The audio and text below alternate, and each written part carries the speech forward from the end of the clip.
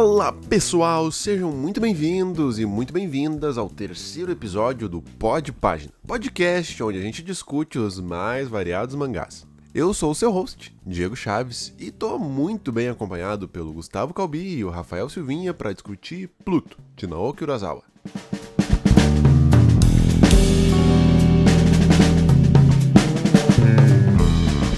Pluto é uma série de mangá escrita e ilustrada pelo mestre Naoki Urasawa. O mangá foi publicado na revista Big Comic Original, da Shogakukan, de 2003 a 2009, com os capítulos encadernados em 8 volumes tankobon. É importante falar que o Naoki Urasawa teve apoio do Takashi Nagasaki. E essa obra, Pluto, ela é inspirada na obra de Osamu Tezuka, do Astro Boy. Aliás, meninos, quando saiu em 2003 o Pluto, era um momento de comemoração aos 40 anos da publicação de Astro Boy. Astro Boy foi uma grande referência, então, para Pluto. Aliás, Pluto ele é baseado numa história contida em Astro Boy, que ficou muito popular, que é a história do robô mais forte do planeta Terra. Astro Boy ele tem esse clima um pouco mais leve, e esse trecho da história ficou muito popular por ser um pouco mais sombrio, né? Fala ali da parte em que um robô quer matar os 7 maiores robôs da humanidade para provar que ele é o maior robô do planeta Terra. Pluto recentemente ganhou uma animação na Netflix. Saiu em 2023 ali pelo finalzinho e tá maravilhosa. Ficou muito boa. Uma das melhores adaptações que a gente teve aí recentemente. Porque a adaptação é aquela coisa, né?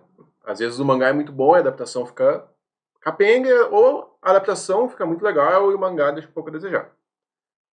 Pluto, então, trata dos robôs e toda essa temática, assim. Eu quero saber de vocês, meninos. Qual é, da cultura, assim, da cultura pop, mangá, otaku, geek, o robô favorito de vocês? Pode ser o Calbi primeiro. Cara, eu gosto muito de histórias que envolvem robô, inteligência artificial e tal. Muita história de ficção científica envolve isso, né? Mas eu vou ter que ficar aqui com o Bernard de Westworld, a série da HBO, que é um robô desses que a gente no começo acha que é um ser humano, né? Isso é um clichê, um trope bem comum. Mas eu lembro que foi uma das revelações que mais me impactou e um dos personagens que foi muito cativante, assim, a humanidade desse robô. Eu já tenho um motivo talvez bem menos nobre que o do Gustavo. E ele é puramente estético e nostálgico. Que é da minha época que eu jogava Yu-Gi-Oh! Eu gostava muito do Ancient Gear Golem, que era o robô de mecanismo antigo, traduzido para o PTBR, e eu achava ele incrível. Ele era grande, cheio de engrenagens, e ele era imponente, ele tinha a mesma força que o dragão branco de olhos azuis. Eu amava 3.000 de ataque. 3.000 de ataque e 3.000 de defesa. Passa por ele. Melhor que o dragão branco. Melhor que o dragão branco. É um robô meio assim analógico, mas old school, né? Um robô de respeito, né? De respeito. Não, e o efeito dele, quando tu ataca, não podia ativar cartas mágicas e armadilhas. Acabou propriamente, né? Sem contar o atropelar, né? Já misturamos aí um Magic com Yu-Gi-Oh, né? Eu vou confessar que eu fui por um lado mais da nostalgia que nem o Silvinho. E eu fiquei em dúvida, tá? Mas eu elenquei o Metabee, do Metabots, né? Clássico, jogando míssil pelas anteninhas. Incrível. O Metabee é legal. Ele começou birrento ali, depois evoluiu, aceitou seu parceiro. Mas eu gostava muito também do cachorro Godá, do Jimmy Neutron. Esse é muito incrível, cara. Inclusive, eu lembro que eu sempre achava Jimmy Neutron muito culto por ter o cachorro Godard, porque eu achava que era uma referência ao cineasta francês. E aí, muito tempo depois, eu descobri que não, é um químico aleatório. Ele era culto por outros motivos, não gostava. Eu achava que era que ele era um homem, assim, não só da ciência, mas também das artes, o Jimmy Neutron, entendeu? Mas na verdade não, ele era um homem só da ciência. Nossa, show! Então a gente tem aí nossos robôs impactantes. Agora eu vou ter que confessar que no início eu tinha uma lembrança de Astro Boy, assim, de que era uma coisa muito infantil e tudo mais. E ler Pluto me fez perceber que talvez fosse uma visão equivocada minha. Porque Astro Boy parece ser muito mais legal do que eu lembrava. E a gente tem Pluto, então, não tem robôs, é uma parte central ali da história, mas não é a principal temática desse mangá. Eu quero saber, na opinião de vocês, qual que é a temática de Pluto? O que realmente está sendo discutido ali? Sim. Quando a gente vai para uma história assim de ficção científica que envolve inteligência artificial, robôs que se parecem com seres humanos, geralmente uma das principais discussões que são jogadas ali é o que diferencia os robôs dos seres humanos e, portanto, tocando na questão que é o que nos faz ser humanos, né? Então é muito comum que surja essa discussão, esse debate. No Pluto, várias vezes se discute isso, né? A gente vê a questão de que os robôs não podem mentir, ou a questão de que os robôs não sentem certas emoções, sendo discutida várias vezes e tal. E eu acho que no fim, assim, mais pro fim do mangá, a gente vai vendo que uma das principais temáticas que vai sendo trabalhada são sentimentos, principalmente eu acho que a melhor maneira de escrever é o sentimento de luto. Eu acho que é uma história muito sobre luto e como as pessoas lidam com o luto. E vai tocando em outras emoções como o ódio, né? O ódio é bem central ali no final. E acho que essa história também toca muito na questão da vingança. Eu coloco como que eu acho que o luto é a temática principal porque ele meio que leva ao ódio e leva a esse desejo de vingança e tal. Mas os personagens de Pluto, quase todos eles estão lidando com algo que eles perderam e a gente vê diversas maneiras de lidar com isso, assim, né? Acho que uma das conclusões principais da história no fim, que o Atom, que é o nome do personagem que é o Astro Boy, né? Porque no Japão o nome do Astro Boy é Atom, né? Que ele chega é que o ódio como uma resposta a uma perda, o luto, não vai construir nada, né? E que deveria achar uma outra resposta e tal. Mas a gente vê que vários dos personagens estão em volta disso, né? Dessa questão do que eles perderam e tal. Não só o Atom, mas o Gesicht também, o Abra, o próprio Pluto, todos esses personagens estão em volta dessas coisas, e a gente vê que eles estão reagindo a essas perdas, né? Até, sei lá, personagens menores tipo o Brawl, que é um robô que perdeu a liberdade ali, ele fica preso, né? E ele tá brabo com isso e tal. E tem o outro personagem lá, o cara racista, não, os caras racistas Adolf, contra o robô, né? o Adolf. É legal trazer que não são só os robôs que estão sofrendo com essas perdas, né? Os humanos também. Mas enfim, eu acho que essa temática do luto, ela é muito central. E aí o mangá toca em várias outras coisas que a gente pode debater, assim, mas eu acho que essa questão de como as pessoas e como os robôs reagem à perda e como isso faz levar à vingança e tal, surge muito, né? Então, uma subtemática que eu achei bem interessante, assim, que acaba tocando muito nessa questão do luto e da vingança é o papel da memória. Eu acho que esse mangá traz várias discussões e arcos que tocam assim, na importância da memória. Né? E eu achei que isso foi uma temática muito legal, até porque, na verdade, essa é uma temática que se encontra em outras obras do Urasawa, que em algum momento a gente pode discutir aqui, né, como 20th Century Boys e Monster, são trabalhos famosos, clássicos do Urasawa, que também tem essa questão da importância da memória, mas eu achei que no Pluto ficou mais trabalhado e mais explícito, assim, que a memória está conectada com a temática central. Assim. E em Pluto a gente tem os chips de memória dos robôs, né? A memória é uma coisa palpável em Pluto, então acho que isso deixa mais evidente ainda. Sim, porque diferente, né, dos outros mangás que não tem esse aspecto dos robôs, no Pluto fica o papel da memória para os robôs e para os seres humanos e as diferenças que tem e como eles impactam as ações deles fica muito em primeiro plano, né? Porque eles discutem realmente a questão da memória literalmente, né? Enquanto que em outras obras é uma coisa mais metafórica. Então. Cara, muito legal esses teus apontamentos. Eu fiquei com percepções bem parecidas, principalmente na questão do luto ali, da perda, dessa questão da tristeza. E já tenho que trazer meus parabéns ao autor, como ele conseguiu ilustrar isso de uma maneira muito legal, como fazer um robô que teoricamente não tem sentimentos, demonstrar os sentimentos. É muito parecido da forma como a Hiro Arakawa fez o Alphonse, que é só uma armadura, não tem feições, mostrar os sentimentos, tanto alegria quanto tristeza, como isso é um papel que a gente tem que destacar e é um trabalho muito bem feito do autor. E um ponto que eu acho que é muito central da obra, assim, também, é essa discussão de qual é o limite, assim, da tecnologia. Não vou dizer que é a temática principal, assim, a coisa mais importante, mas está em torno ali. Esse é o robô que pode ser capaz de destruir a humanidade, eles falam isso várias vezes. O que precisa para criar uma inteligência artificial perfeita? Mas aí a gente começa a entrar em discussões muito sérias, assim. A gente quer uma inteligência artificial perfeita? Quais vão ser as aplicações? Quem vai ter o controle sobre isso? Vai ser um humano? A humanidade é capaz de controlar uma força desse tamanho? Em Pluto a gente pode considerar que não, né? Pode considerar que não. Ali nas páginas finais, aqui já vamos direto para os spoilers, né? A gente percebe que o humano supostamente mais poderoso, que tinha um grande poder político, o presidente das Nações Unidas de Thracia, né? Não é o da América, kkk. Que a gente pode se referir aqui como o Trump, né? Ele claramente não foi manipulado, né? A gente tem esse personagem, então, que, se eu não me engano, é o Dr. Ted Roosevelt, que é o ursinho de pelúcia, que ele é a inteligência artificial mais potente ali da história, e tem todo um plano arquitetado, a gente vai percebendo isso conforme a história vai se desenrolando, e o robô que supostamente não tinha desejos é tomado por uma ganância imensa. O plano dele é destruir o planeta, destruir quase toda a humanidade, para que ele, um robô, possa governar. Mas essas foram as minhas percepções, assim. Silvinha, o que tu pode trazer aí? Qual foi a tua interpretação da temática aí de Pluto?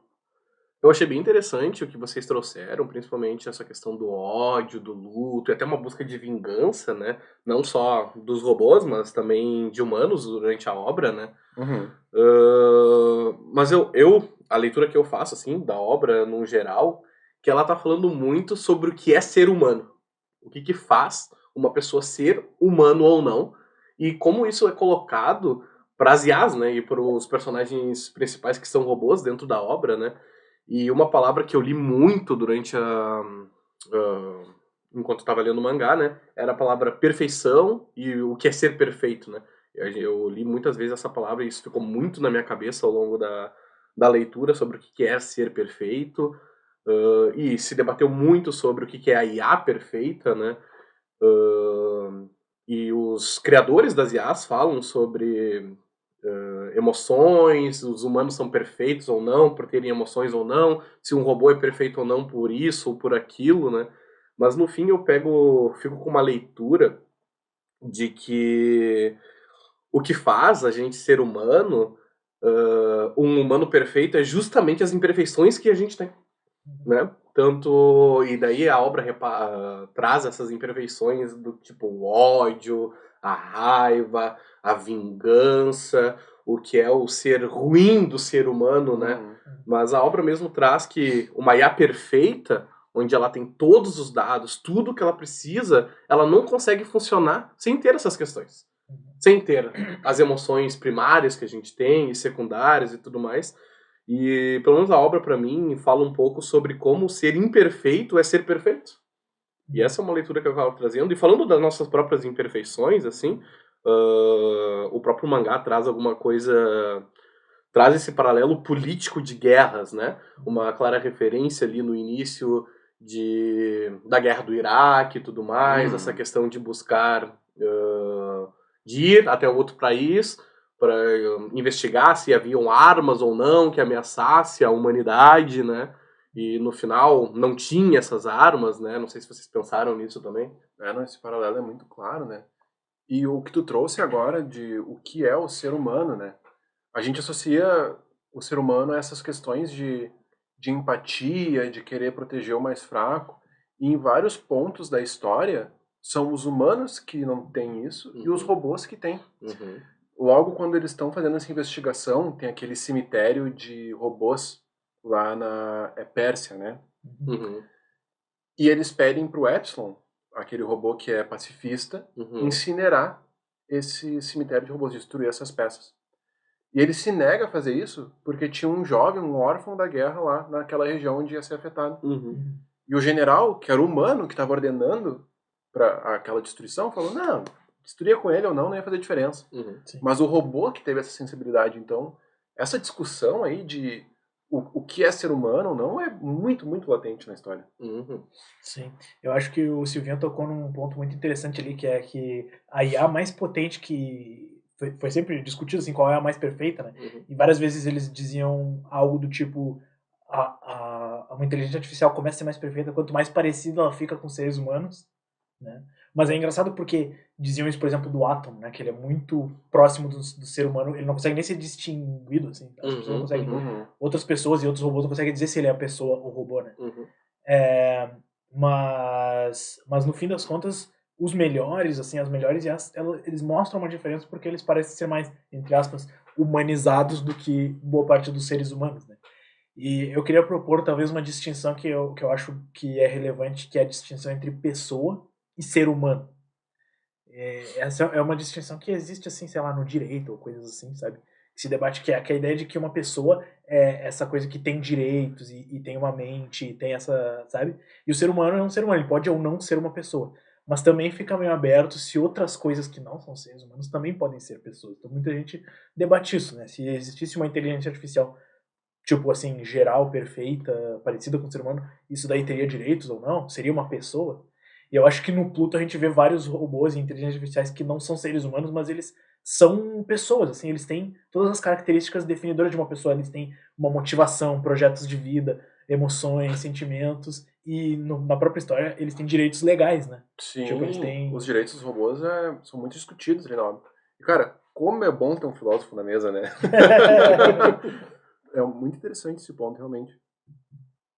E ainda nessa questão dos direitos robôs, mais um paralelo que a gente pode fazer entre a história e o mundo real, que eu acho que o autor conseguiu fazer isso muito bem, estabeleceu diversos paralelos, é essa questão de como algumas pessoas não conseguiram aceitar os direitos desse grupo, que no caso da história são os robôs. Mas quantas vezes a gente já não viu isso na vida real, né? Quantos grupos, seja por questões étnicas, raciais, de gênero, não são aceitos. Quantos grupos de ódio a esses grupos que precisam de ter seus direitos defendidos existem, existiram e vão existir ainda. A obra mesmo traz, né, um marco bem triste da nossa história, né, numa sátira da Ku Klux Klan, né? Existe ali, como é que era o nome mesmo? A KR, né? Que era uma organização que basicamente odiava os robôs e planejavam por debaixo dos panos vários atos terroristas até, né? Vários atos malévolos, assim, contra os robôs num geral, né? E vai muito de frente com isso que tu tá me dizendo, né? Nos dizendo aqui sobre essa questão de quanto ao longo da nossa história a gente tem essa perseguição com minorias num geral, né? E como também ele representa muito bem isso na obra, né? O que o Gustavo tinha falado sobre essa questão do que é ser uma pessoa e do que é ser humano, né? Eu acho que tentando agora encaixar para uma leitura da obra, né, de Pluto, assim, eu acho que pelo menos a minha interpretação, ouvindo o que o Gustavo tá falando, é que boa parte das IAs ali, principalmente o Geist, que conseguiu demonstrar ao longo do tempo várias emoções humanas que falavam que não conseguia, né? Como raiva, como o próprio empatia, né? Ele demonstra no começo do mangá vários momentos de ser sensível com o outro e com o outro, ou humano ou com um robô, né? Tanto que até no início, né? Ele vai visitar ali a mulher robô de um outro robô, que ele acabou sendo morto, né, e ele tenta confortar ela de diversas maneiras, né, até traz o chip dele pra ela, né, o que a gente pode estar, às vezes a gente vai entrar num debate falando dessa empatia que o Diego mesmo trouxe, que é algo de uma pessoa humana, né, que era um robô ali fazendo isso, e em diversos momentos da obra os humanos não tinham essa questão de empatia, né. Resumo da ópera. A minha leitura, de acordo com o que o Gustavo falou, é que no fim a gente viu que vários robôs eram seres humanos, né? Então é essa leitura que eu faço, assim. Sim, eles eram, tipo assim, mais pessoas melhores em vários níveis, né? Do que outros seres humanos que eram, tipo, não tinham desenvolvido... Inclusive, a personagem, agora não sei se é seu nome, mas a irmã do Atom, né? A Uram. Uram, Uram, Aliás, aqui a gente vai ter que contextualizar nosso ouvinte que os nomes lá, eles têm várias pronúncias. Eu tava vendo, a escrita é Doutor Abra, mas a pronúncia é Doutor Abura. Sim. Então, assim, nos perdoem se a gente falar o nome errado, tá? Eu sei, nas traduções em português que teve aqui no Brasil, eu não lembro quem foi que publicou, acho que foi a Panini, não lembro. Não é Abra o nome do doutor, né? Porque eu li pelas scans em inglês, e é Abra daí o nome em inglês. Eu li em inglês também. E teve traduções, se não me engano, da Panini, inclusive, que o nome dele é Abraham, uma coisa assim. Não... Mas é um nome, assim, islâmico, né? Que já força também com a referência. Sim. É, que nem o próprio Geist, né? Eu tô falando Geist, assim. Eu li como se fosse uma coisa mais francesa, assim, tipo, Jessie. Eu li bem alemão, Gesicht.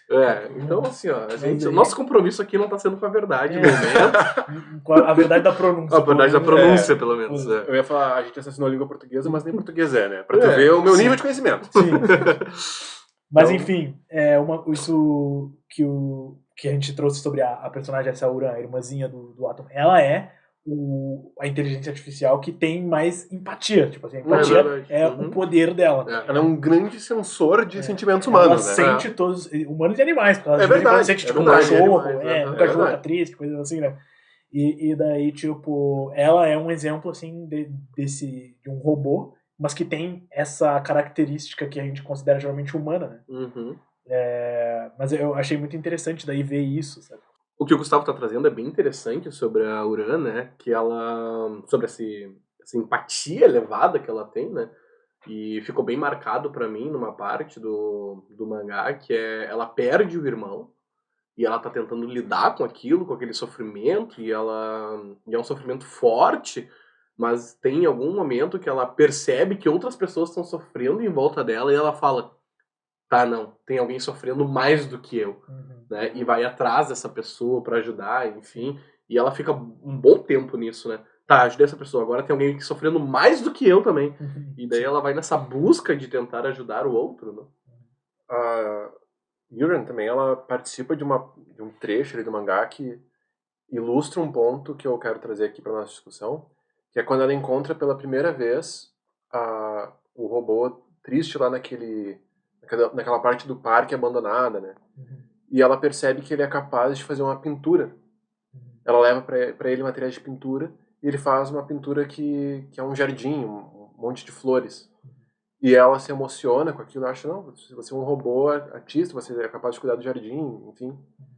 E essa é outra discussão, assim, e bem no início do mangá, sobre o que é a humanidade, o que é ser um robô, que é a questão da arte, né? Tem essa questão da pintura, e logo no início a gente tem o North 2, North 2, North Second, sei lá como é que vocês querem chamar, que ele é um robô que abandonou a guerra para ser o mordomo de um músico idoso. E ele diz para esse idoso, que é muito relutante em aceitar a tecnologia, que quer aprender música. E o idoso fala, não, tu não pode aprender música. Apesar de tu ter a capacidade de processamento para criar uma sinfonia, para criar uma composição, tu não tá produzindo música, tu não tá produzindo arte. Sim. Tu tá só fazendo um aglomerado de sons usando a matemática. Então esse é um outro jeito, um outro mecanismo que o autor usa. Aliás, o mangá me conquistou aí logo no início, né? Essa parte é muito boa. Como ele conseguiu, numa mídia, né, não tem som, usar um elemento da música pra fazer a gente vincular esse personagem. Sim.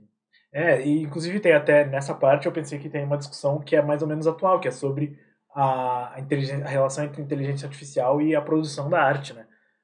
Que é tipo assim, para fazer arte, uma das coisas que parece que tem que ter é uma intenção de um artista por trás. Né? E essa questão, o North tu consegue ter essa motivação, essa intenção do artista que cria arte por trás, ou ele só tá repetindo uma coisa? E ele é parecido com, tipo, se tu botar no chat GPT pra ele fazer uma música, sabe?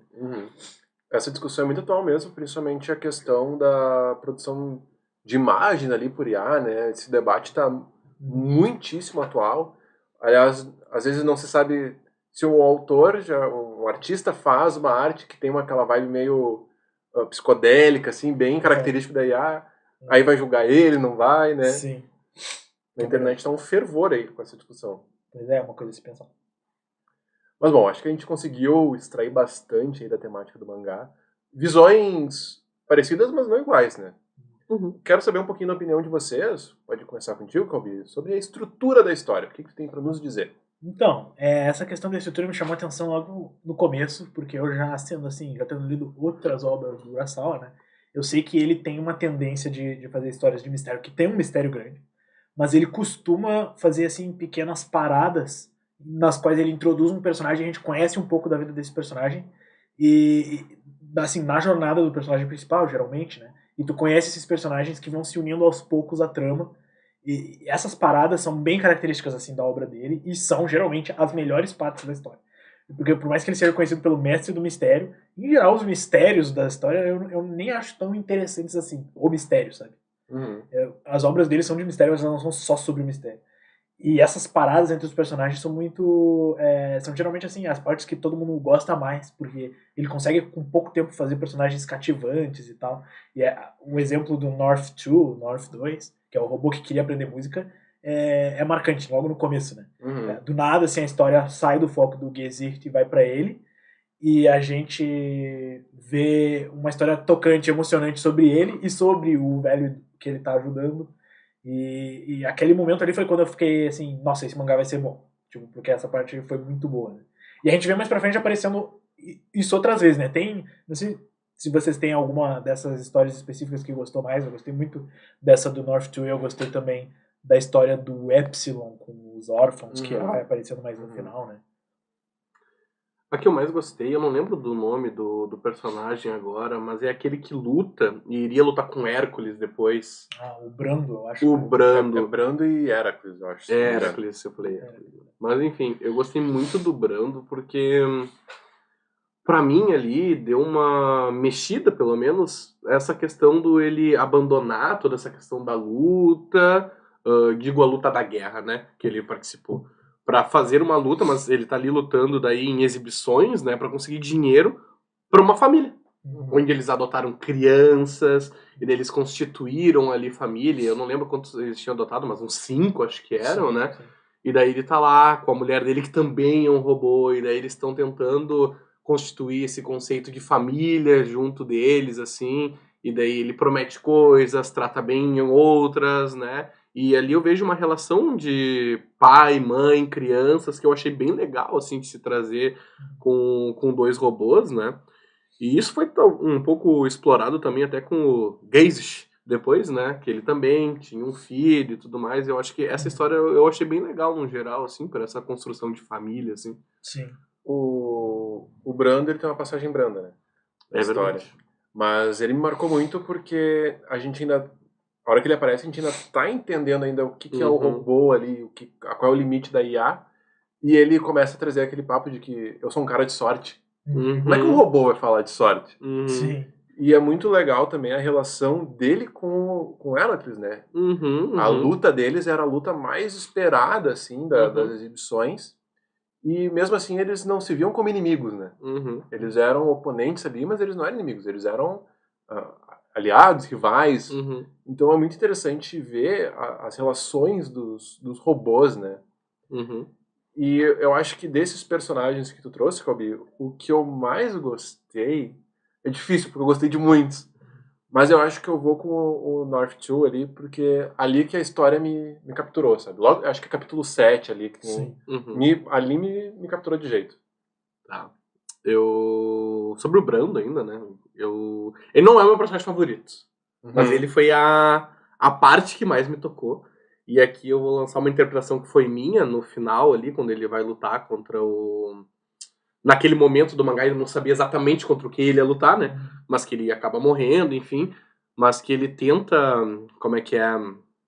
demonstrar para os outros robôs, passar por uma... Como é que eles chamam? Aquela... Simultâneo que eles têm juntos, né? Transmissão. Tipo uma telepatia, assim, né? Uma rede de comunicação. Boa. O estilo de luta, enfim, para eles se prepararem para isso, né? Só que ele fala uma coisa que me tocou bastante, que é: eu venci. Eu ganhei. Só que ele claramente não ganhou a luta, né? Mas eu fiquei pensando, será que ele quis dizer outra coisa do eu ganhei aqui? Porque ele fala que venceu. E depois, ao longo da história, pro final, a gente vê que é um robô tentando ser salvo, né? O robô do mal que mata o Brando é um robô que tá sofrendo. Depois a gente percebe que é um outro robô que foi, enfim, transformado naquilo. Ele não queria estar fazendo aquilo. E daí o Brando fala, eu venci.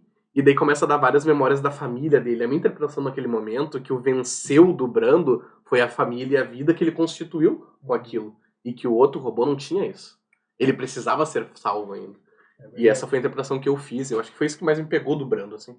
E é muito legal essa parte porque os robôs, as IAs, supostamente era para eles serem completamente racionais, assim, e na hora crucial, assim, que ele precisava ser mais frio e calculista, que ele tem que mandar pros outros robôs qual é a arma do oponente, qual é o estilo de luta dele, ele não consegue, ele mistura os sentimentos e começa a mandar fotos da família, lembrança dos filhos. Sim. E é realmente muito tocante, assim. Eu já tava totalmente engajado na história, mas ali me deu um gás a mais. Sim, ali me quebrou. Ali foi pra mim. Mas falando de estrutura ainda, o que eu acho que da estrutura do mangá foi melhor pra mim, assim, tá? Muito diferente da outra leitura que a gente fez sobre o Go-Go Loose Rangers, né? Foi uma leitura que não conseguiu ir me prendendo a continuar a leitura, né?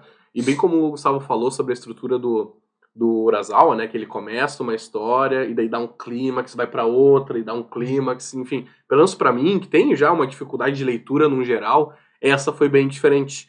Em todo momento eu tinha um motivo pra estar motivado a continuar lendo. Em nenhum momento do mangá eu parei e pensei, não tô a fim de ler, ou vou ler depois. Até que virou meme entre a gente aqui, né? Que eu demorei pra começar a ler, e daí eu fui ler num dia, e daí depois eu falei pra vocês, tá, li 32 capítulos. Daí no outro dia eu mandei, gurizada, terminei, se virem. Sim. Mas o Diego já tava com medo de eu não terminar a leitura a tempo da gravação. Não, assim, eu subestimei nosso craque, né? Mas o que acontece? Vamos contextualizar o pessoal. A gente tá fazendo leituras de até 30 e poucos capítulos, normalmente os 4 primeiros volumes ali da obra. E Pluto a gente leu 65 capítulos, então a gente teve que fazer um esforço a mais. Aproveitar aqui e pedir pra quem tá nos acompanhando, se não ouviu o episódio de Go-Go The Rangers, dá uma olhadinha, tá super legal, a gente traz opiniões bem fortes, vale a pena escutar. E, cara, essa questão da estrutura da história me surpreendeu como o autor, vocês perceberam já que eu amei ele, né? Sim. Como ele conseguiu fazer inserções do momento atual na história e inserções do passado, inserir os flashbacks, como essa organização dele contribuiu pro desenvolvimento do mistério, né? Sim. Eu consigo até citar um mangá que eu li recentemente e eu tive uma dificuldade muito grande de entender esses flashbacks, porque eu senti que não foi tão, como é que eu posso dizer, amarradinho assim, que foi lendo Fire Punch. Eu não consegui ter essa percepção tão clara das coisas, assim, eu tive que ler, reler, enfim. E em Pluto as coisas foram bem didáticas, assim, né? E Pluto, aliás, vamos falar um pouquinho mais dos personagens. Acho que é uma obra que eu vou querer sim revisitar. Talvez até mais do que uma vez. Porque eu não sei vocês, mas a minha experiência lendo, vocês perceberam, eu amei muitas partes, amei muitos personagens. Mas eu tive dificuldade com 2 ou 4 personagens específicos, tá? Porque o Dr. Abura, ele também tem uma outra personalidade, que é chamado pelo nome de Gold. E a gente tem o Pluto, que também tem essa dupla identidade, que é o Sahad. Como é que foi pra vocês fazer essa distinção com esses personagens que uma hora eram apresentados por um nome, outras por outro, uma hora eles tinham uma personalidade, uma hora era humana, outra hora não era mais? Como é que foi pra vocês, a experiência de vocês nessa leitura? Eu, particularmente, tive bastante dificuldade para fazer essa separação também. Mas, sinceramente, eu não sei dizer se eu tive essa dificuldade por uma má estrutura do autor ou uma má estrutura minha. Eu não sei explicar muito bem, mas eu tive um pouco de dificuldade, tive que voltar páginas e ir lendo, assim, e eu não consigo explicar muito bem esses personagens de uma maneira clara, porque eu não entendi eles de maneira clara. Cara, eu acho que no caso, tipo, do Abra / o Goji, Abura. eu acho que o motivo que fica confuso é porque faz parte do mistério, né? Sim, também é E isso. o próprio personagem, ele não sabe que ele não é o Goji original. Sim. Então Plot. o Doutor Abra, a grande revelação, uma das plot twists que a gente tem, é que, na verdade, o ser humano, o Abra, ele morreu. E o Tema, que é o mesmo criador do Atom, né? Ele era amigo desse doutor, né? E o doutor pediu para ele que ele animasse aquela inteligência artificial perfeita que eles tinham feito e não conseguia acordar, porque não tinha a raiva. Ele pediu que inserisse ali a memória dele, né? Dessa maneira ele criou o que a gente conhece como Dr. Aura, na verdade ele é como se fosse assim, uma espécie de réplica do Goji original, né? Só que ele não sabe, ele acha que ele é o Goji original. E aí ele é meio que o vilão por trás, né? Porque ele é o cara que cria o Pluto, né? É o cara que faz o Pluto. No sentido assim, ele bota a mente do Sarrad no corpo daquele monstro e tal. Então ele é meio que um dos vilões, assim. E ele é movido por esse ódio que ele tem contra os Estados Unidos da Trácia, né? Mas ele não sabe a identidade dele. E quando o tema revela isso pra ele, ele fica em choque, assim como a gente, né? Então essa confusão entre os dois vem do fato de que o Abra não sabe que ele apenas acha que é o Goji original. Deu tela azul nele ali, né? Sim. E essa é uma coisa que é uma evolução que a gente vê ao longo da obra, que é, no início, os robôs não são capazes de mentir. E nesse ponto a gente percebe que eles são não só capazes de mentir, mas eles são capazes de mentir para si mesmos. O que é um progresso extraordinário ali ao longo da história. Aliás, essa questão foi uma das que eu achei mais engraçadas, que as pessoas repetindo constantemente no mangá que os robôs não são capazes de mentir, e a gente vê os robôs mentindo o tempo inteiro. Eles são mentirosos demais. Acho que um dos primeiros exemplos que eu fiquei, cara, esse robô tá mentindo muito.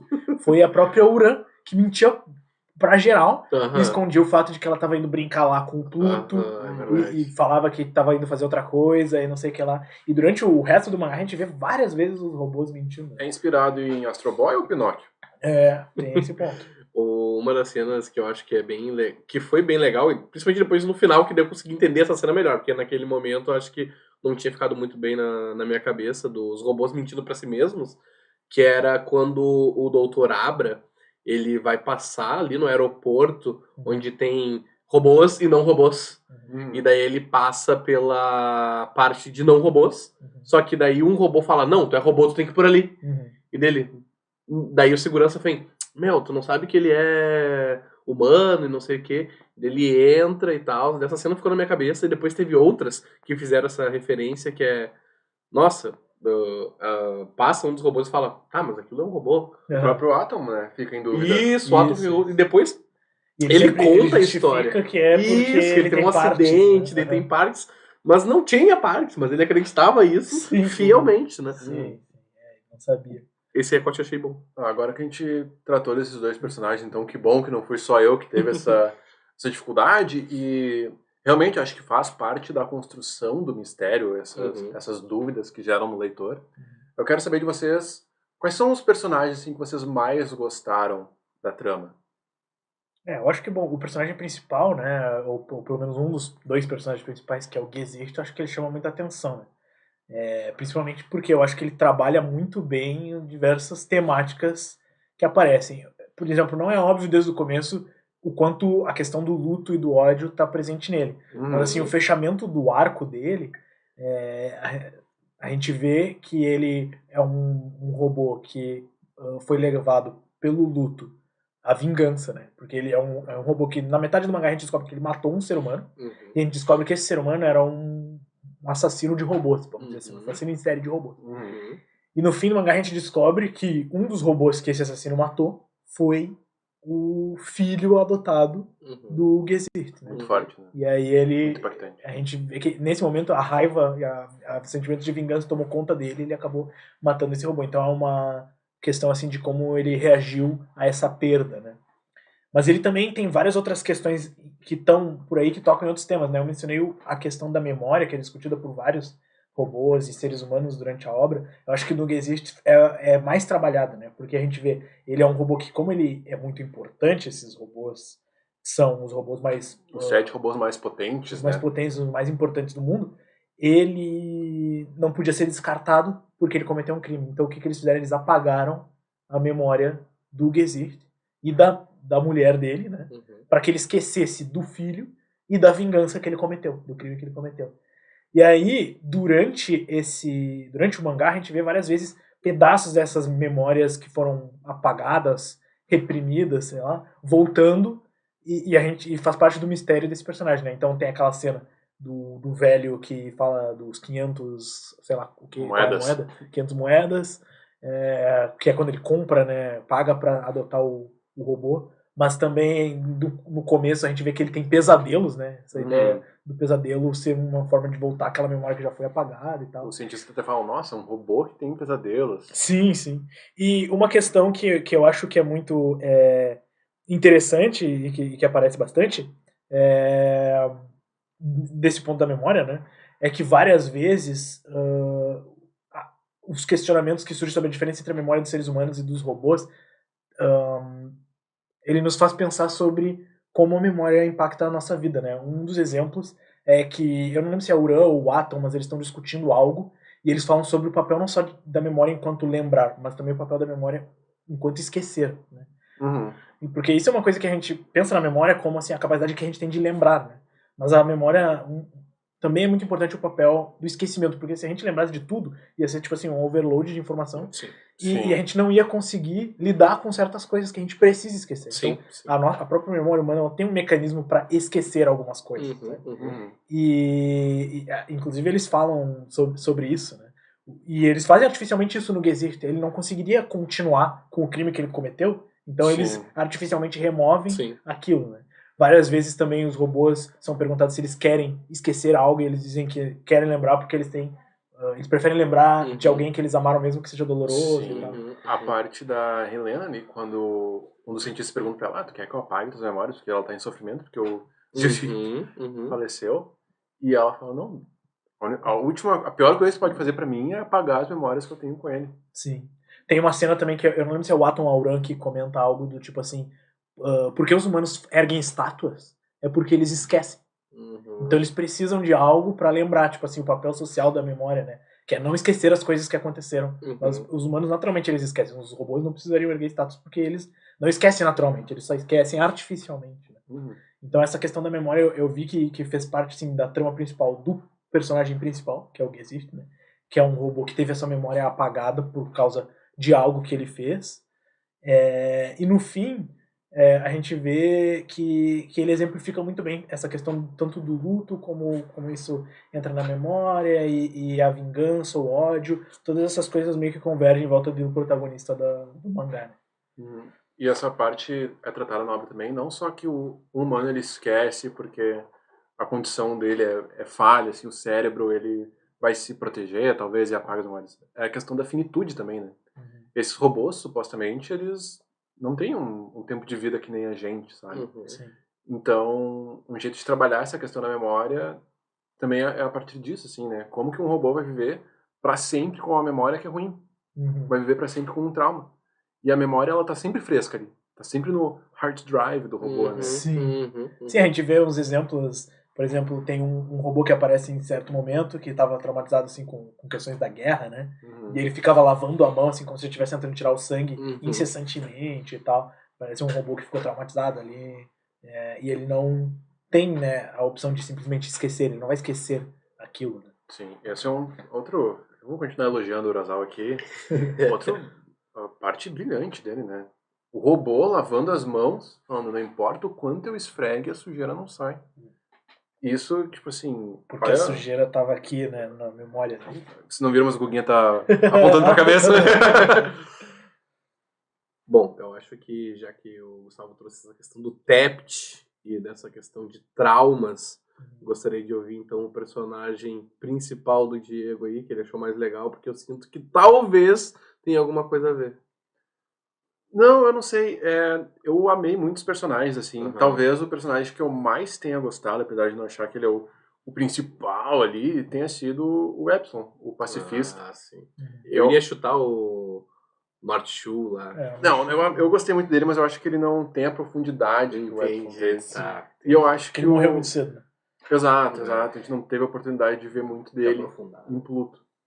Mas o Epsilon, eu acho ele um personagem muito interessante, assim.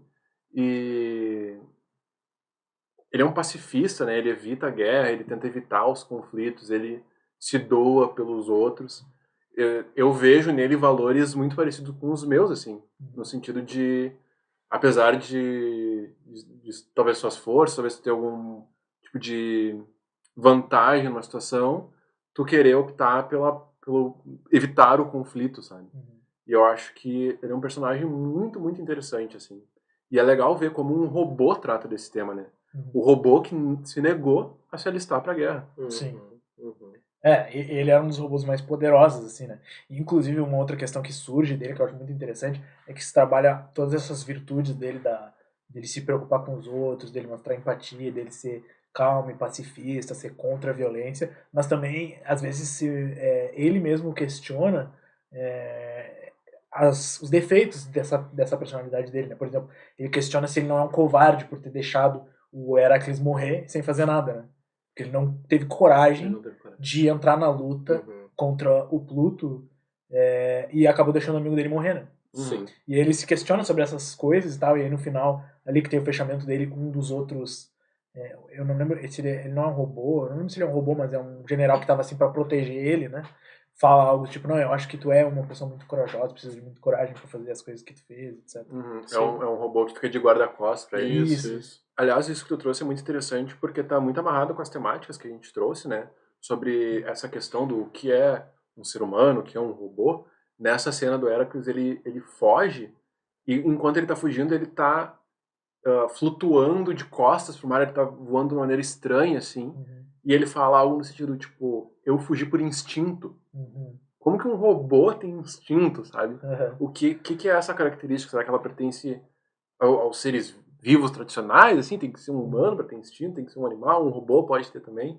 Então tá muito ligado aí com essas discussões que a gente teve. O que eu acho interessante sobre o que a gente tá falando desse personagem é que ele é muito fiel ao que ele acredita, né? Porque eu acho que tu tem que ser muito fiel ao que a tua moral, né? Enfim, falar de moral e ética não sou eu que deveria falar aqui na mesa, né? A gente tem um filósofo aqui, né? Mas, enfim. Porque deixaram o amigo pra trás, né? Ele teve a chance de derrotar o Pluto mais de uma vez e mesmo assim não o fez. Talvez porque viu... Pode ser duas interpretações diferentes, né? Por ele ser um pacifista, mas ele já estava lutando, né? Ou porque ele percebeu que Pluto estava sofrendo, né? E não queria fazer isso com aquele outro robô, enfim.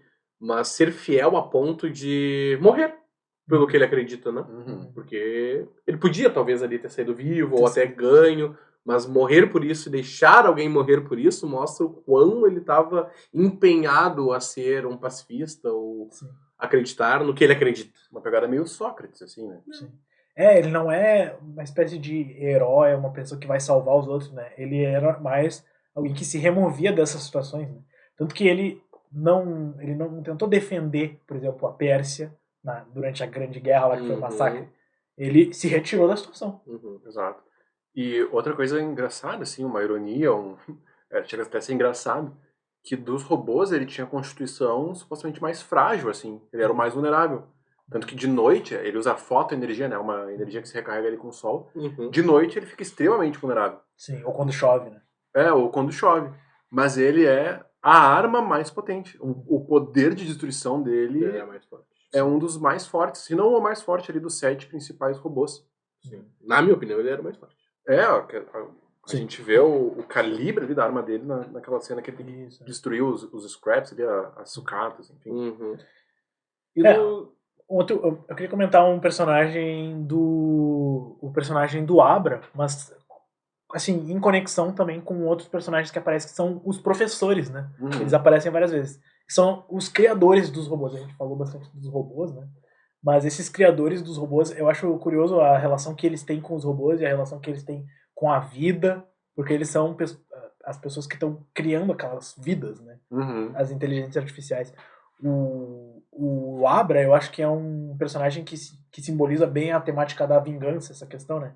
Porque ele cria todo um plano, ele tem toda uma personalidade, enfim, que está em... A ideia é destruir aqueles que destruíram o que era dele, né? Então o Abra é um personagem que está muito fortemente ligado a essa questão do tema da vingança, né? E os outros professores, eu acho que alguns aparecem mais do que outros. Não sei o que vocês acharam deles. O professor que é o criador do Atom, o professor Tenma lá, eu não sei, vocês não acharam isso? Ele é um louco, né? Ele nunca... Ele é um grande bundão. Tu não entende, assim, tu não vê... Assim, ele tem uma cena muito boa, eu acho, que é aquela cena com a Helena, sabe? Que ele aceita o chip do Resist pra reviver o Atom, né? Mas ele é um cara assim que ele perdeu o filho, e um filho que ele não cuidava tão bem, porque ele estava muito focado no trabalho, né? Uhum. Eu esqueci o nome que era do filho... Tobiel, isso. E aí depois ele criou um Atom, que é uma espécie de uma cópia do filho deles. Tipo uma pele que habita. Um pouco menos bizarro, talvez, assim, mas mesmo assim é bizarro. E aí ele se frustra com o Atom o tempo inteiro, porque o Atom ele é mais avançado, mais evoluído, e ele não parece com o Tobiel. Enquanto os outros cientistas pagam muito pau, assim, pro Atom, falam, nossa, tu criou o Átomo, nossa, que incrível! Ele fala, não, o Atom é uma falha. Tanto que no começo a gente acha que, eu não sei se vocês tiveram essa impressão, eu só me lembrei depois, quando eu vi o Dr. Terma, e eu me lembrei como era o pai do Astro Boy, que é igual a ele, né? O design é igual. No começo, eu tinha esquecido disso, e eu tava achando que o pai do Astro Boy era aquele Dr. Oshinamizu, que é o mais gordinho. No começo eu também achei isso. Oshimizu, não sei o que gosta, ele ama o Atom, claramente ele ama assim, muito o Atom. Aliás, quando começou a falar dos cientistas, dos doutores, eu pensei logo nele, porque é muito claro que ele ama o Atom, ele ama a Uran, mas eu acho que ele ama os robôs no geral, ele tem uma admiração pelos robôs. E de todos os personagens, robôs e humanos, eu acho que ele é um dos mais humanizados, porque ele demonstra esses sentimentos de empatia, de tristeza, vivencia o luto. Ele demonstra admiração pelo tema, por exemplo. Ele é um pouco incapaz assim, de reconhecer o brilhantismo dele mesmo, quando ele se coloca nesses momentos com o tema e o Hoffman, né? São os outros doutores. E pra mim fica muito claro essa humanidade dele quando ele vai salvar um cachorrinho, que é um robô. Sim. E falam, mas robô antigo, mas esse é um robozinho antigo, nem fazem mais as peças dele, e ele não se importa, ele vai e tenta até o fim. Num dia de folga dele, num dia que ele podia botar a casa em ordem, fazer qualquer coisa, visitar a família, ele perde horas tentando salvar o robozinho, e infelizmente ele não consegue. E ele chega até a se colocar em perigo naquela situação, por causa do robozinho, né? Sim. Isso que tu tá me dizendo agora me deu, sei lá, ligou várias lâmpadas no meu cérebro aqui pra pensar em algo que é... Eu tava esperando aqui pra comentar sobre o Dr. Bundão, como é que era o nome dele mesmo? Temma. E eu iria dizer que... Na minha cabeça veio o seguinte comentário, que mostra, talvez, a minha falta de entendimento das coisas, né? Que é, veio na minha cabeça esse doutor é o que mais parece um robô. Me veio isso na cabeça. E daí eu fiquei pensando, por que eu pensei que esse doutor é o que mais parece um robô? E daí na minha cabeça agora, enquanto o Diego falava, eu acho que eu respondi um pouco essa minha pergunta, e talvez eu puxe um pouco teu tapete no meio da minha... Tudo bem, no meio do meu raciocínio. Que é, na minha cabeça, o ser robô seria algo, então, que não tivesse acesso a essa empatia, a essas emoções que a gente julga boa, né? E daí, quando o Diego traz, eu acho que esse personagem é o mais humanizado, me veio muito isso na cabeça. Porque daí o Diego trouxe essas coisas do ser empático, de lutar pelo outro e tudo mais. Mas, no fim, o que é ser humano humanizado no geral? Tem a ver com ser bom, tem a ver com empatia, tem a ver com ser uma pessoa boa, entre aspas, né? E daí me veio muito isso na cabeça do que talvez ser uma pessoa humana, humanizada, não signifique isto exatamente, né? Pelo menos, não tô falando na maneira popular, né? Porque a gente fala popularmente uma pessoa humanizada, uma pessoa boa, enfim, tudo mais. Mas me veio isso na cabeça agora, que eu ia chamar o bundão de robô. E o cara humanizado daí me veio isso na cabeça e eu só... Talvez eu esteja só com os meus preconceitos aqui agindo, mas me veio isso. O que eu acho que eu quis dizer é que, na minha percepção, assim, e eu gostei muito dele por isso, ele é o personagem que demonstra o maior leque de emoções, assim. Ele vai desde da alegria, do afeto que ele tem pelo Atom, pelo neto dele. Ele tem preocupação pelo neto quando o neto está em perigo. Ele tem admiração pelo trabalho do Dr. Tema. Ele sente a tristeza quando o Atom morre. Ele se coloca e é empático até pelo cachorro, robozinho. Ele sente culpa também, né? Ele por sente ter feito muita parte culpa. daquele esquadrão Bora. E ele sabe que que eles foram usados como pretexto para iniciar uma guerra. Sim. Então acho que é mais nesse sentido assim que eu trago. Faz sentido. Mas Até raiva, eu né? entendi isso que o Silvinha falou como sendo, se referindo ao tema, né? Isso, O verdadeiro criador do átomo. Isso. O Diego tava falando antes era daquele do doutor que é um senhor velho mais Isso, gordinho, mais gordinho. que é querido.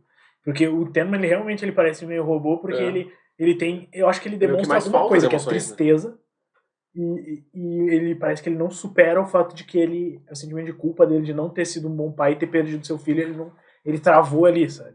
Ele é o mais apático, assim. Apático, acho que apático é uma boa palavra. E a motivação dele é uma coisa que a gente sabe que é meio impossível, então talvez não é tão cativante, né? Que ele não vai conseguir voltar no tempo e trazer o filho dele de volta. Sim, ele constrói um robô, um Atom, que é muito avançado e muito parecido com o ser humano em certos aspectos, mas que nessa busca ele meio que transcendeu, assim, o quão bom as pessoas são, porque o Atom, ele é moralmente, vamos dizer assim, muito superior à maioria das pessoas, né? Ele tem capacidades intelectuais de entender os outros de verdade, de entender os problemas e se tornar uma força do bem, vamos dizer assim, no mundo, né? Sim. Ele, por exemplo, no fim é o personagem que tem a realização ali, ele percebe que o ódio não é a motivação importante, né?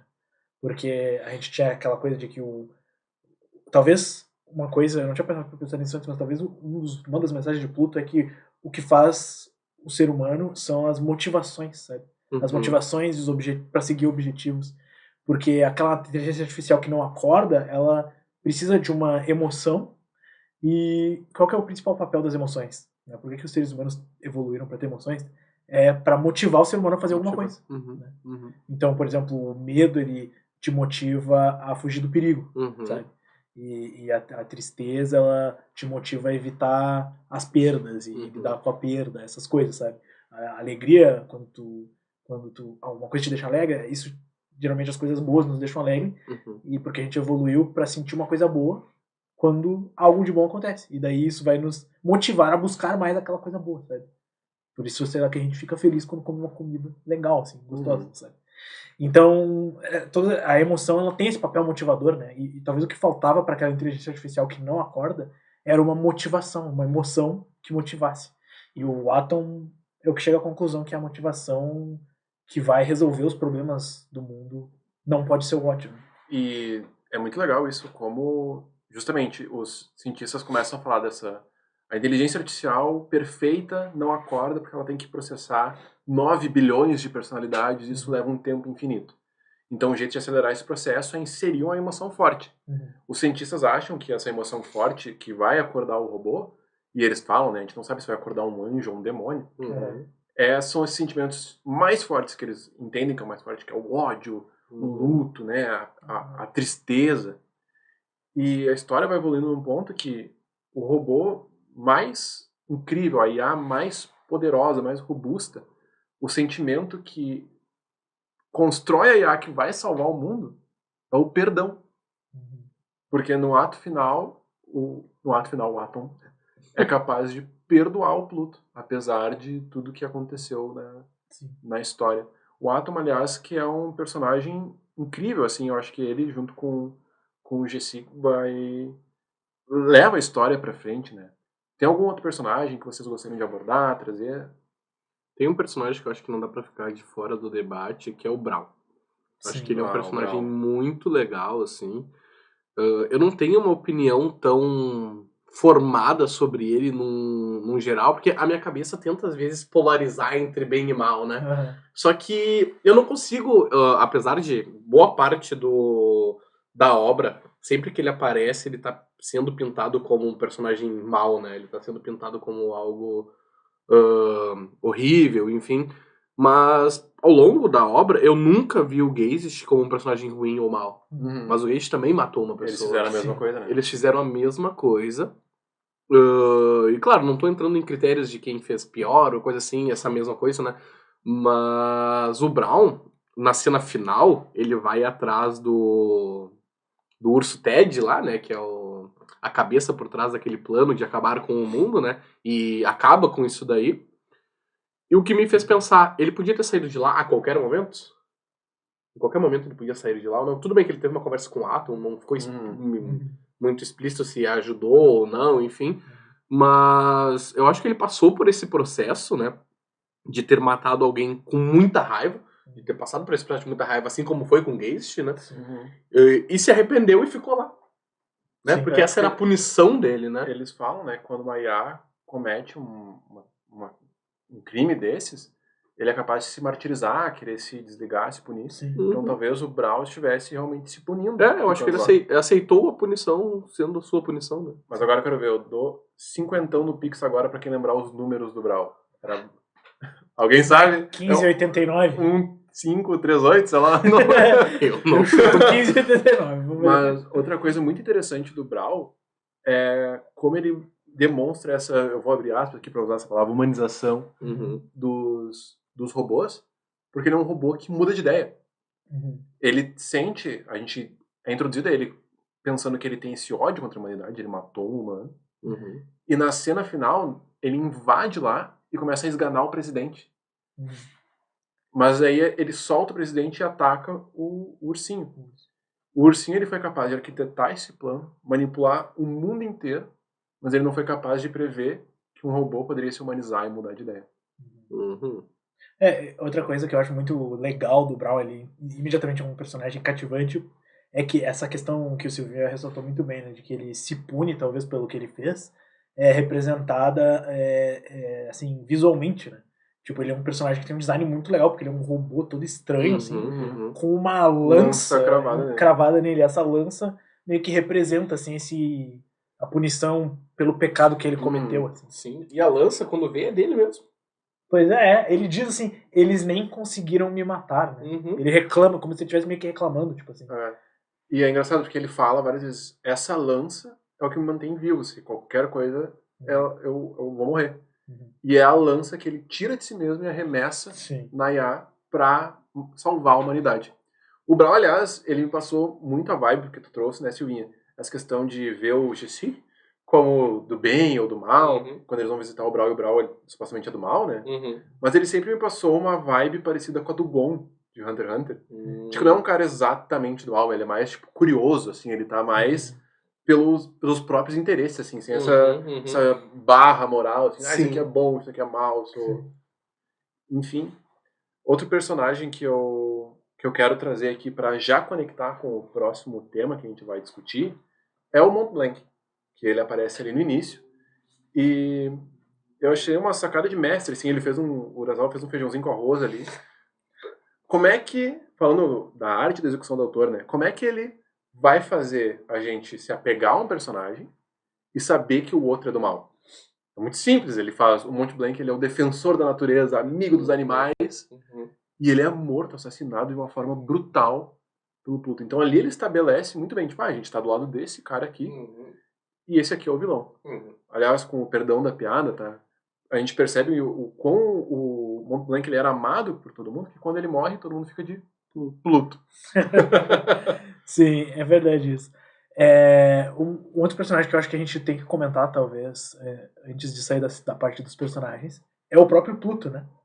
O Pluto, ele é meio que, no começo, assim, visto como ele é o vilão, né? Ele é um robô muito poderoso, ele é um robô que ele tem o poder de controlar a natureza, né? Ele cria trovões, congela coisas, etc. Mas, enfim, depois a gente descobre, né, que esse robô era a inserção do Sarrad, que era uma outra inteligência artificial, dentro do corpo desse monstro, assim, né? E foi usado pelo Dr. Abra para matar os robôs mais famosos do mundo.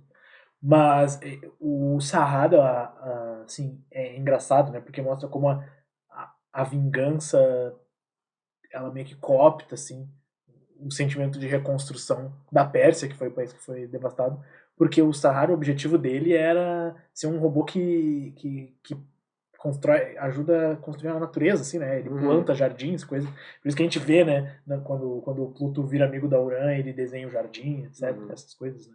Então ele era um robô que, por isso ele tinha os poderes de controlar a natureza, porque ele era um robô que ia ser um aliado, assim, da natureza, né? Ele ia tentar reconstruir a natureza e tal. E, enfim, quando o Abra coloca a mente do Sarrad no corpo do Pluto, o monstro, ele vira aquela alma torturada lá que tem que matar os outros robôs. Cara, que bom que tu trouxe essa questão do Pluto, né? A gente não podia deixar o Pluto fora da discussão do Pluto. É uma pena a gente não poder discutir em profundidade todos os personagens, né? Tem muitos personagens importantes pra história, muitos personagens são interessantes. Até mesmo, como tu disse, aqueles personagens que tem uma passagem mais breve, assim, também são muito legais. Sim, A própria Helena, a mulher do Jesse, seria muita coisa legal pra discutir. sim. O Adolf, o pessoal da KR também, a gente não conseguiu se Exato. aprofundar muito. Mas... O menininho que é traumatizado, que foi resgatado, que só consegue falar bora.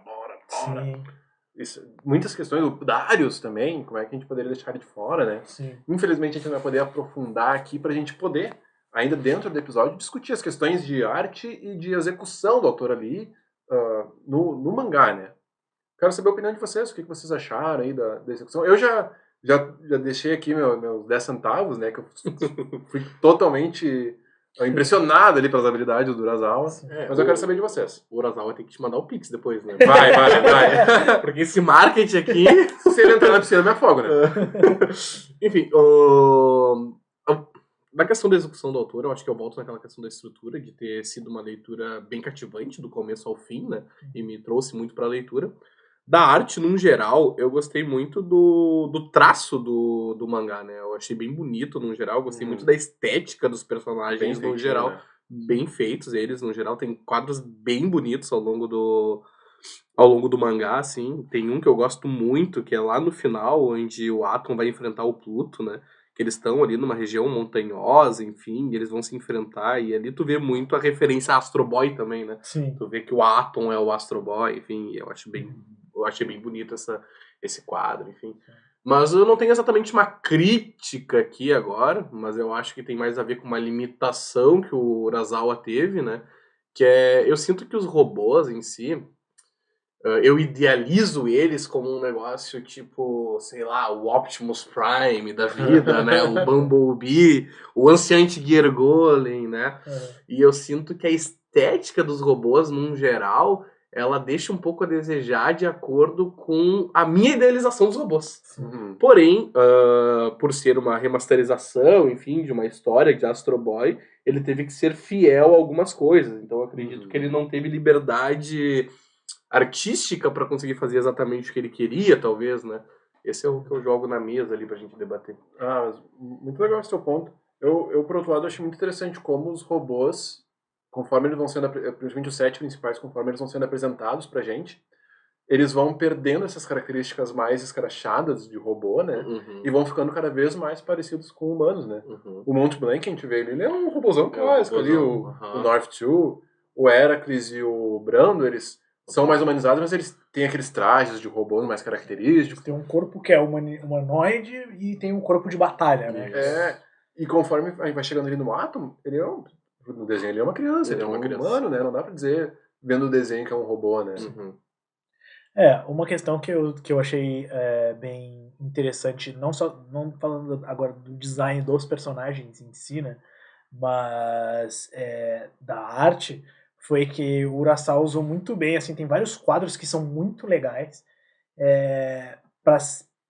que simbolizam, assim, que o Pluto passou por algum lugar, né? Principalmente toda vez que o Pluto mata alguém, e ele começou a achar formas cada vez mais criativas de deixar aquele símbolo dos chifres, né? Então, tipo, o Mont Blanc, quando ele morre, tem aqueles chifres feito de galho, porque o Mont Blanc, ele é aquela coisa da natureza, né? Mas o Brando, ou o Heracles, não lembro qual deles, quando eles morrem, o Pluto, ele esculpe os chifres numa pedra gigante que tem, assim, no meio do mar, ou sei lá, onde é que eles lutam, coisas do tipo, né? E cada vez que o Pluto mata alguém, ele deixa aquele sinal, assim, e eu achei que o Urasawa fez um trabalho muito legal de criar, assim, quadros que demonstram isso, assim, sabe? O Brando, quando ele morre, é muito legal que eles lutam em cima do mar, né? Eu não lembro se é o Brando ou o Heracles, me perdoem se eu errar aqui. Eles lutam... os dois, tá? mas eles lutam em cima do mar e os destroços caem dentro da água e é impossível de recuperar eles. E eles encontram os chifres numa pedra no meio do oceano, que são os 2 braços do robô de batalha. E centralmente, para simbolizar que ele botava a cabeça dos robôs normalmente, ou do humano, tá o chip, a memória, né? Sim. Sim, porque como aquelas coisas são chifres, o chifre geralmente ele tá na cabeça, né? Então dentro tem que ser. E aí por isso que ele bota o chip ali, ficou muito legal. Eu achei legal porque não foi sempre geralmente um serial killer, o modus operandi é meio parecido, e a gente vê ele deixando sempre do mesmo jeito as coisas. E o Pluto, ele fazia sempre a mesma estrutura geral, quer dizer, os chifres, né, e a cabeça. Mas o Urasawa foi achando formas criativas de deixar essa assinatura do Pluto, assim. Sim, Achei que isso criou uma coisa legal. Assim. E o simbólico disso, né? Tipo, o que mais representava ele ali? A memória. Bem de acordo ali com as temáticas que a gente estava discutindo.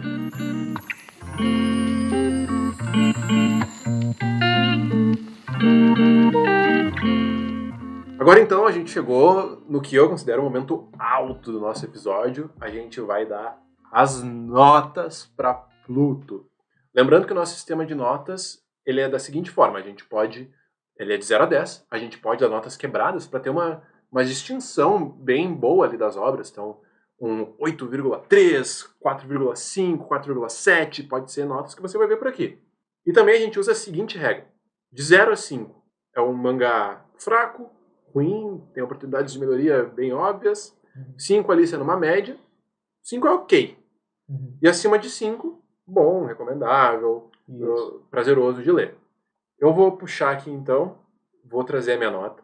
Confesso que a minha primeira vontade era dar uma nota maior, mas eu vou ser fiel aqui às minhas notas antigas, então eu sinto que eu tenho um vínculo muito forte com Ping-Pong. Ping-Pong eu dei 9.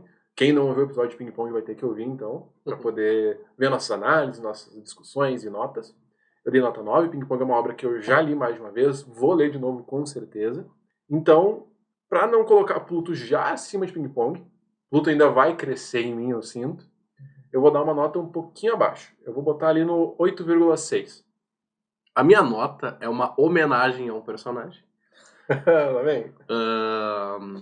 Eu também quero ser muito fiel às minhas notas anteriores, mas já confesso que vai ser a maior nota que eu já dei. Eu pensei muito sobre essa nota, enfim, porque a gente não pode banalizar essas notas também e botar tudo lá em cima, né? Claro. Mas eu gostei muito desse mangá, principalmente pela minha facilidade de leitura dele, assim, eu consegui manter a minha atenção, a minha motivação, tanto que eu li em 2 dias, né? Mas, em homenagem ao Brown, nota 8.9. Referência ao número dele. Cara, bom! É isso aí. Cara, o importante a gente trazer aqui que a gente não vai banalizar a nota, mas quando a gente lê uma coisa boa, a nota vai ser lá em cima, né? Com certeza a gente não vai se conter. Então, o Pluto eu achei um mangá fascinante. Ele traz muito tema pra pensar, questões importantes e tal. Eu acho que também os personagens são muito bons. É sempre um forte dos mangás da Naoki Urasawa. Tem personagens muito cativantes e a gente gosta muito deles e tal. Então eu achei que ele é um mangá excelente. Eu acho que ele peca em algumas coisas que tem a ver com a trama principal. Por exemplo, eu não gosto daquela história do vilão, que é o urso. O ursinho de pelúcia. Eu acho que aquilo ali é tudo meio desnecessário, não precisava ter aquilo. O vilão podia ser, no fim das contas, só o presidente dos Estados Unidos. Ou poderia não ter, talvez, esse grande vilão aí. Mas eu tenho noção também que o Urasawa não tinha liberdade artística total. Porém, essa coisa do ursinho foi ele que inventou, né? Então, isso daí eu acho que tem que reduzir uns pontos de Pluto. Porque é uma parte da trama principal que eu não achei legal. Dito isso, eu vou dar uma nota grande aqui também. Vou seguir o nosso amigo Silvinha, 8.9. Olha aí. Vamos dar a minha também. Bom, Brown. Então acho que é o mangá com a maior média, né? Até agora, dos que a gente discutiu. Provavelmente. Com certeza. Eu acho que o que eu acho mais importante que uma obra de arte pode fazer, Pluto faz muito bem. Que é nos fazer pensar sobre as grandes temáticas e refletir sobre, tipo assim, como essas coisas se aplicam na vida e tal. Eu acho que Pluto também faz uma coisa que, pelo menos pra mim, é importante. Acho que talvez não seja pra todo mundo. Que é ter um começo, meio e fim. E eles são começo, meio e fim satisfatórios, no caso. Eu gostei tanto do início, tanto do meio, do desenvolver. E eu gostei como terminou também. E eu geralmente sou muito inflexível com términos de coisas. Mas com Pluto eu não fui inflexível. Eu gostei do final. Talvez isso seja uma vantagem, porque a gente fala às vezes no podcast sobre a maneira que o mangá é produzido, né? É aquela questão a gente falou muito no Google Loser Rangers, né? Que é tipo, é uma questão que é semanal, e daí o autor ele vai meio que inventando a história na metade. Pluto não teve esse problema porque o Urasawa ele tinha que adaptar uma história. Então ele não tinha muito espaço pra ficar mudando de ideia e estragar tudo, sabe? Sim. Ele meio que assim, essa limitação ajuda ele a não sair dos trilhos. Porque eu vou dizer uma coisa, tá? Os outros mangás do Urasawa não terminam tão bem quanto o Pluto, eu acho. Eles são ótimos, e no final tem coisas que eu acho que são meio encheção de linguiça, sabe? E o Pluto, ele não teve esse problema. Fora, talvez, a coisa do ursinho. No meio artístico, às vezes dizem que o limite é liberdade, né? Sim. Então tem isso. Pegando o que tu disse aí do ursinho, me passou, a gente falou fora do... Em off, muito bem. Que lembra um pouco a Kaguya em Naruto, né? Que é um vilão que aparece por trás do vilão, assim, uma coisa meio... É um vilão desnecessário.